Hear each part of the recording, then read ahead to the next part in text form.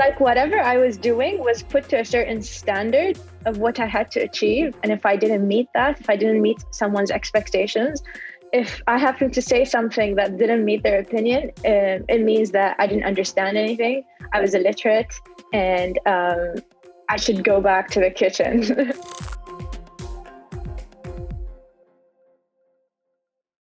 Hello, I'm Flo Lloyd-Hughes and welcome to Do You Actually Like Football, an athletics special for International Women's Day.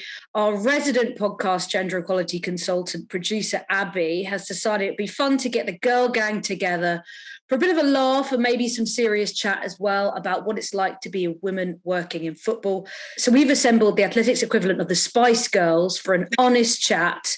And it is my pleasure to welcome a very, very great trio to chat alongside me. Laura Williamson, Deputy Editor of The Athletic, aka Queen of the Athletic, apparently, Laura. That's what your title is. So. I thought you were going to say Scary Spice. So that's oh, well, I mean, you said it, not me. You want to be everyone can assign themselves a Spice Girl. I will take Bagsy on Sporty Spice though. So sorry, guys, but you can be Scary Spice if you do want to be, Laura. Then no pressure.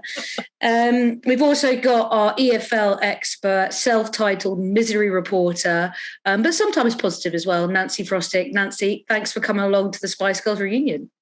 Well, we're no guessing which one I am. There you go. We're claiming Ginger Spice. I was going to say Posh Spice, but if you want to be Ginger, that's fine. That's fine. And we've also got our newest member of the Athletic team, Mariam Bahana, who's a data journalist, and you've only been with Athletic about a month or so, Mariam, but you've definitely made a splash already on some Tifo videos. I don't know what Spice Girl you want to be. I can be all of them. I'm quite flexible. Versatile and all of the Spice Girls, that's huge. I mean, what a recruitment for Athletic. One woman who can embody all of the Spice Girls. It's what we would all dream to achieve. Well, I mean, it's an important reason why we all wanted to get together, and producer Abby kind of came up with this idea. It is obviously International Women's Day, and the theme is about breaking the bias. But I do think as women working the game, we all have a unique perspective, we all have unique experiences, and we thought it'd be interesting for viewers and listeners to get an idea of what it's been like for our journeys. Laura, I know you have a particular thing that you know is the title of this whole entire thing, which definitely is something that gets on your nerves, and I've certainly experienced it. Tell us a little bit about that. It's that thing of when you finally realise you can be bothered to explain what you do for a living and feel the inevitable "what's going on with Harry Kane" question. After however long, everyone, male or female, always says, "Do you actually like football then? Do you actually like it?" And you sort of go, well, yes, I wouldn't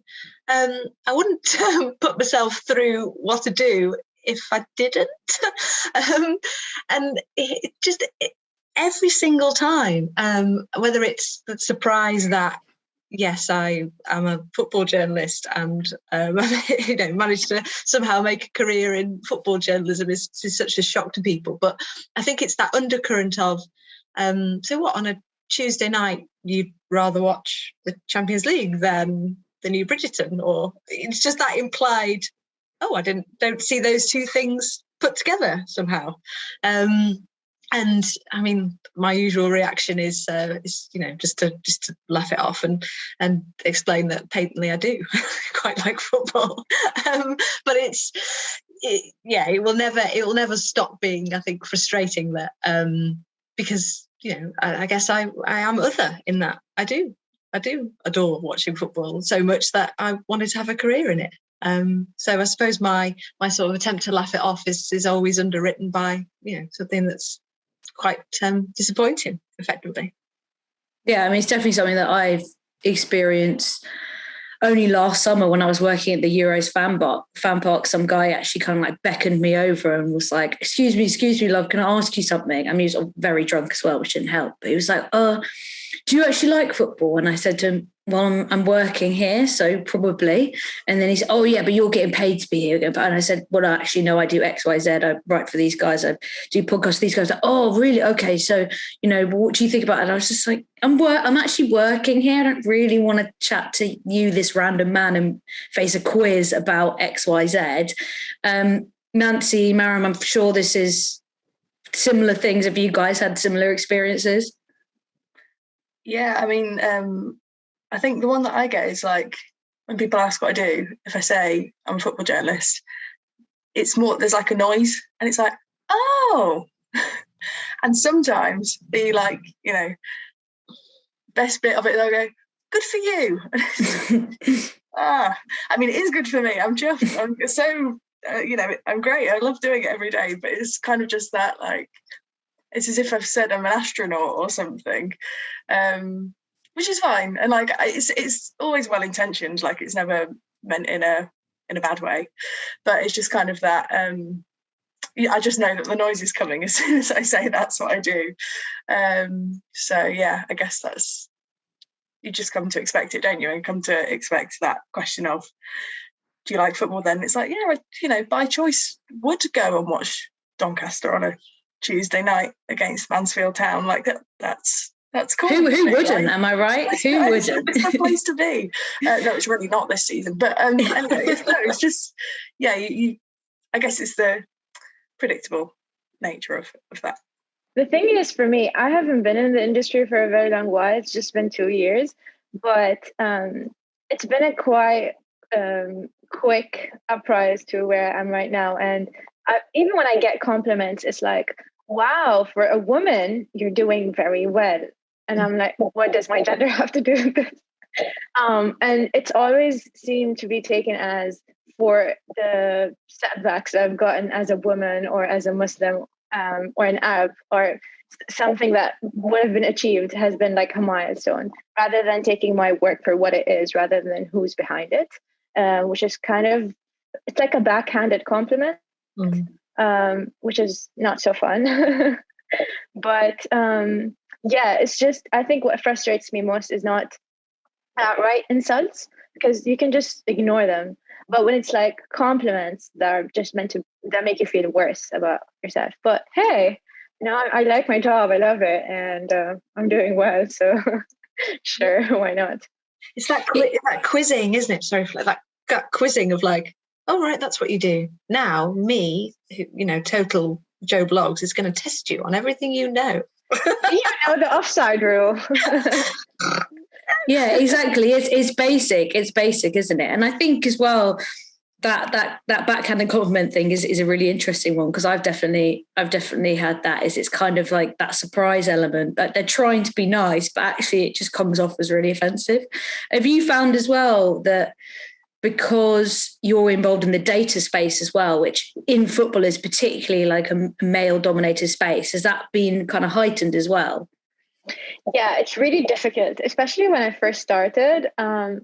It's like whatever I was doing was put to a certain standard of what I had to achieve. And if I didn't meet that, if I didn't meet someone's expectations, if I happened to say something that didn't meet their opinion, it means that I didn't understand anything. I was illiterate, and I should go back to the kitchen.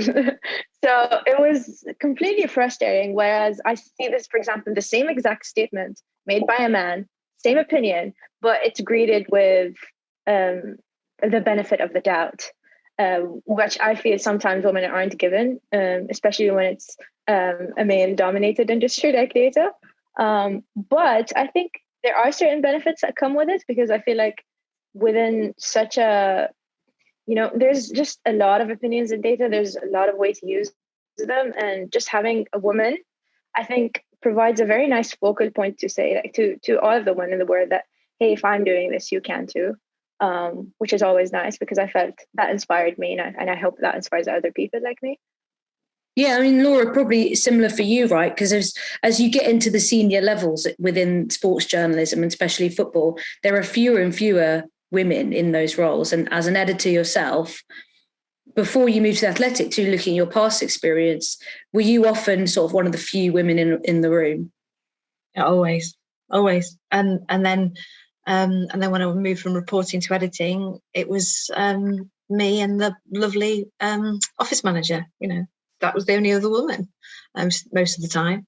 And it's something I've been very, very aware of in my what the decisions I've made in my career and things, in that I wanted to, I didn't want that to be the same for everybody else, Nancy's and Marams and yourself, the people coming through and doing brilliant things, just to have a female perspective or a female decision maker somewhere, I think is just really, really important.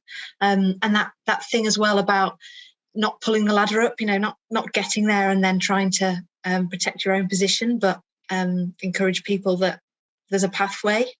Just because you've managed to, do a few rungs on the greasy ladder, that other people can too. And I think it's just about trying to have women in, and we're very, without being all corporate, very conscious of it here, that just trying to have women in the room when decisions are being made about things, because as Maram said, in terms of data journalism, we can offer a unique perspective. We do have a different perspective. And it's just important to be in the room where it's happening, basically. Yeah, Nancy, I'm sure you were similar to me, right? When you sit in the press box for games, especially men's games, they're weirdly, even though I see a lot more women working in football, there are still really, really small numbers of women in the press box across the EFL, which I think for me is surprising, given how many people I see on Twitter and across the sport, whether it's on the BBC, Five Live, Final Score, Soccer Saturday. You see loads of women almost on your screens, visible, but it doesn't always filter down actually to some of those other kind of roles within the sport. Yeah, definitely. I think there are genuinely times where, and maybe I'm just picking the wrong matches, but there are times where I'll go weeks probably without seeing another woman in the press box. I think you definitely see it more if at a Premier League game, or if someone happens to have been sent by Final Score or someone, because I think it's probably better in broadcast in terms of having more women involved, whereas definitely from the written side, or even just among press officers, stuff like that, the kind of off-camera side of things, there's a lot less visibility in the press box. And I think, it's a shame that it's that way, particularly in the EFL. Like I say, I do notice the difference if I do a cup game or there's a Premier League game that I go to. So maybe it's just that the size of the coverage, I suppose, as well, because some EFL games aren't getting masses of coverage anyway. So I suppose you're getting fewer journalists anyway. But it can be a bit lonely in some respects when you go so long. So I get on really well with everyone that I see all the time in various press boxes, but it's that just feeling a bit different to other people that are there.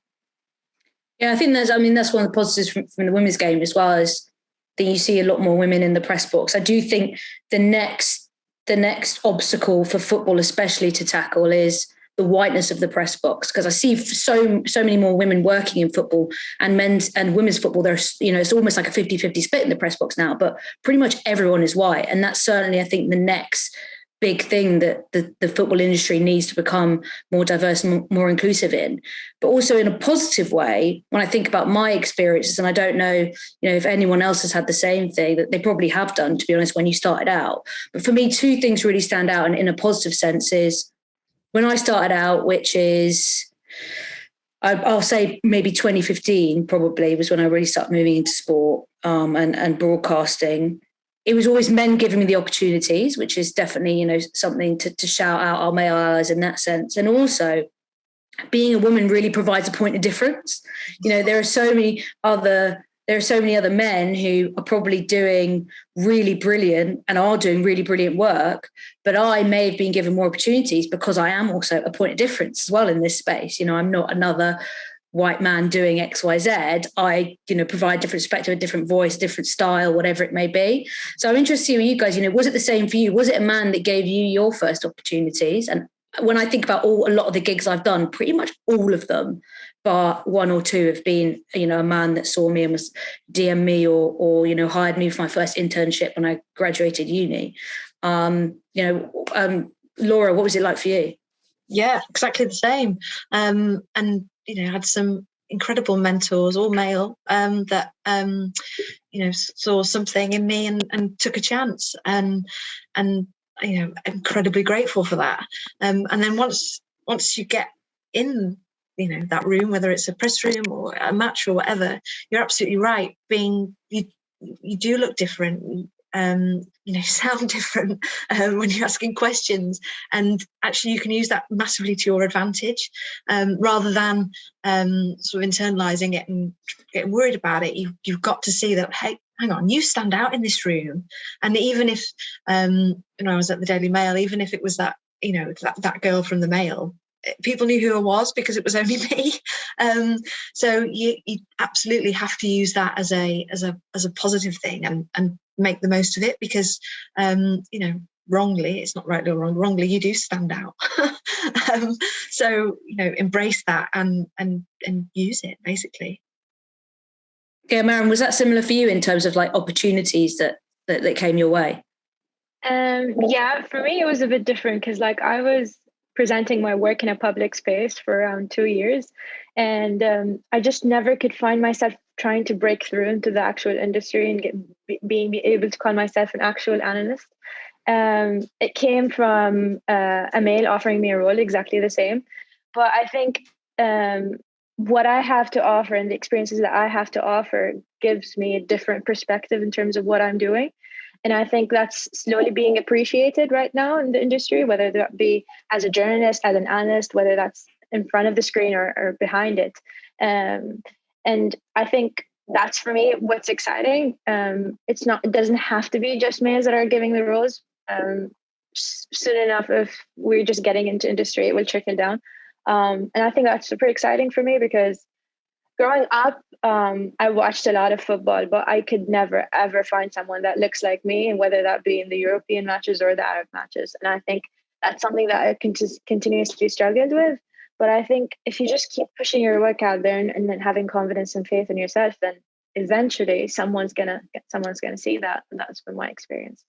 It's kind of weird because I guess you don't really want to be given chance. Well, I feel conflicted. Like, I don't want to be given chances just because I'm a woman, but also otherwise you're not going to see that change, basically.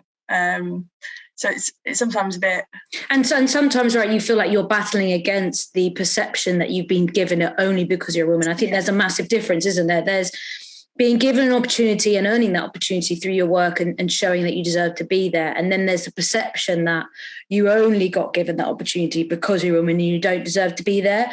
And it can be a fine line, right? Because everyone knows that, as the world changes and people start to accept, the reality of that and diversity of voices that are important to be inclusive and represent everyone within society and communities, you do come up against that because you say, oh, you're only, hiring so-and-so because of X, Y, Z. So yeah, like you say, it can be a bit awkward to balance that.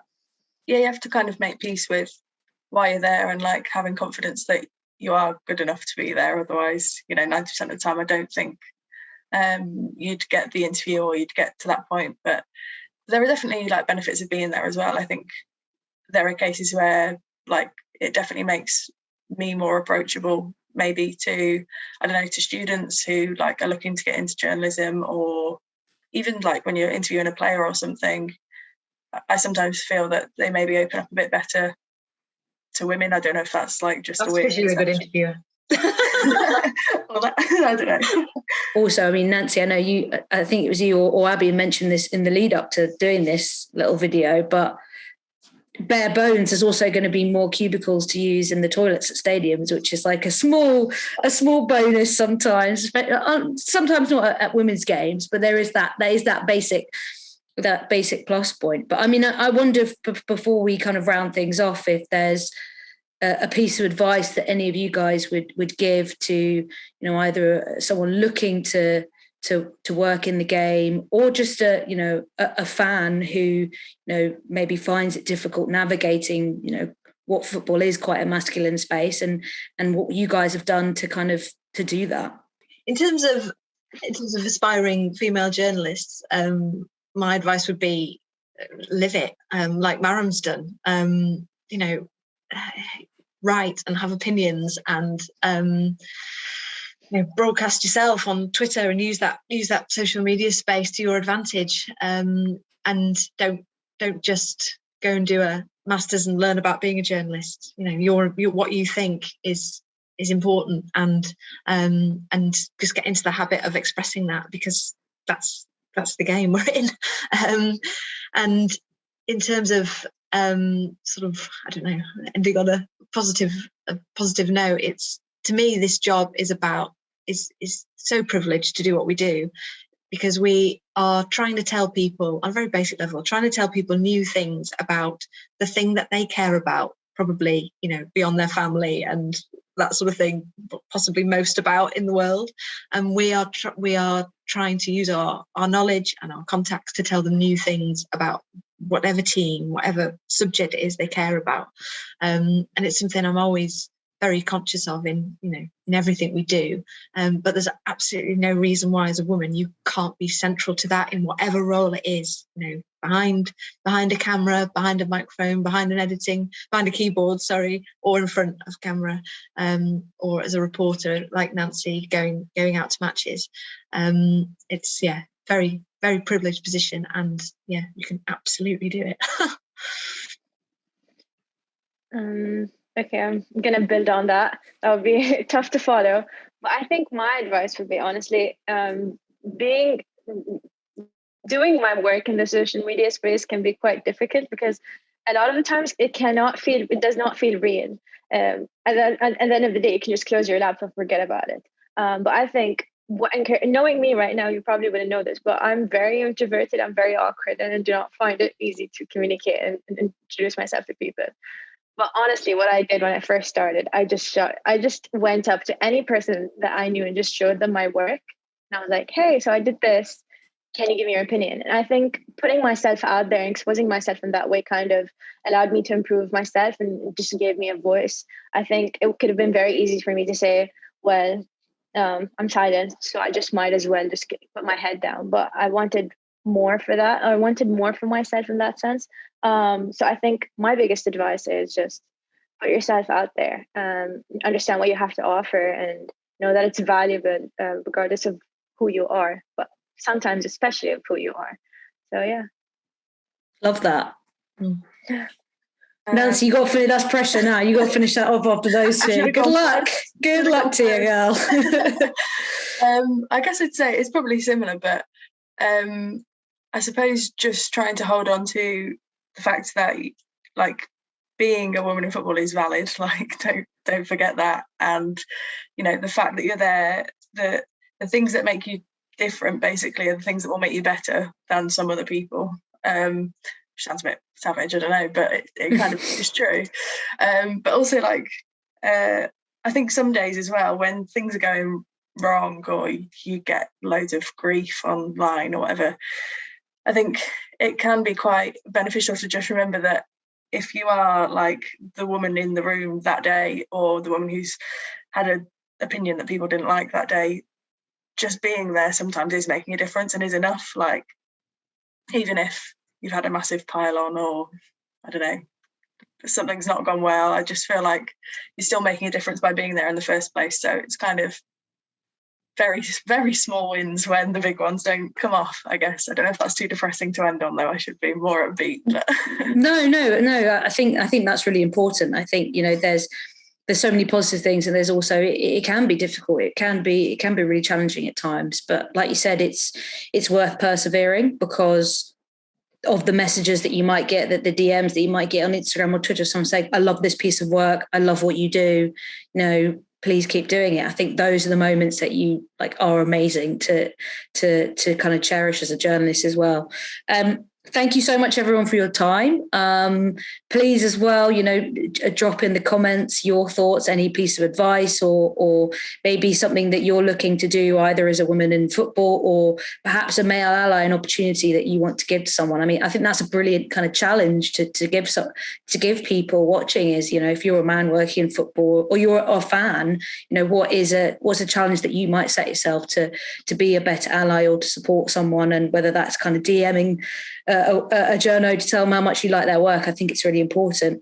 As always, there's going to be lots of content coming out on The Athletic across the next week and for International Women's Day. So make sure you keep your eyes peeled. And yeah, thanks a lot for tuning in for this lovely conversation with our little Athletic Spice Girls gang.